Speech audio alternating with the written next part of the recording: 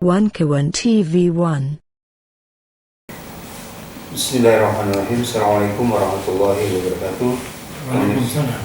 Pemirsa yang budiman, pada kesempatan kali ini kita akan mencari sebuah pengetahuan, mendengarkan informasi dari seorang tokoh senior bangsa ini yang sudah berkiprah di dunia politik selama kurang lebih setengah abad, dan kita akan menanyakan bahwa pada hari ini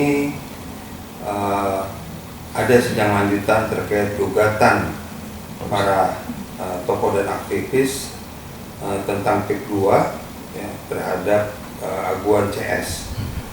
Nah, selamat Pak Suripto, apa kabar Pak? Pada kesempatan ini kami ingin mengetahui pendapat Pak Suripto tentang apakah kasus PIK 2 yang pada viral beritanya merugikan kondisi negara ini terkait dengan perampasan hak rakyat dan tentunya juga berimplikasi kepada penguasaan kedaulatan NKRI yang viral akhir-akhir ini dengan kasus pemanggilan laut. Nah, apakah kasus PIK 2 ini perlu dibawa ke ranah hukum atau bagaimana efektivitasnya?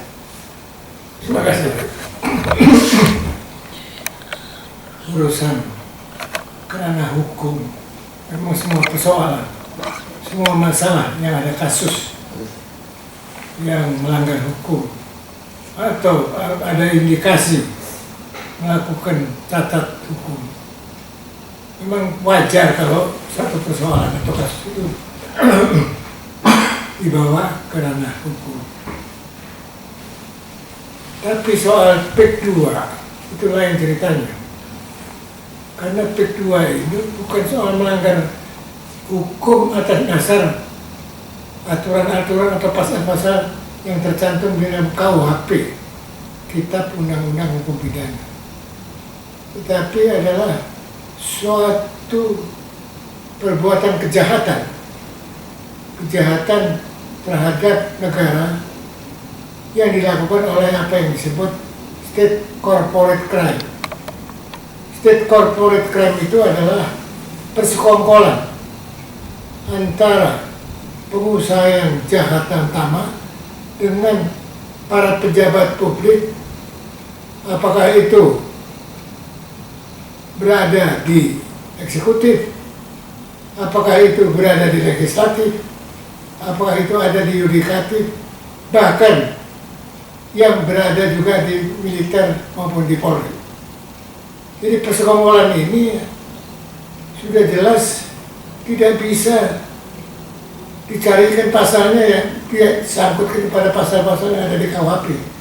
Karena ini adalah persekongkolan yang menurut saya persekongkolan untuk negara di dalam negara. Jadi artinya ini sudah menjadi musuh negara. Kalau sudah persekongkolan negara di dalam negara, musuh negara. Oleh karena itu musuh negara ya perang harus dilawan. Kenapa harus perang? Karena kalau ada musuh, apalagi musuh di dalam selimut, musuh di dalam negeri, mana ada nggak perang? Semua harus diperangi kalau musuh di dalam negeri. Begitu juga state corporate crime ini musuh negara. Karena seperti tadi persekongkolan yang tidak bisa dikategorikan sebagai kejahatan biasa, tapi kejahatan negara. Itu saja.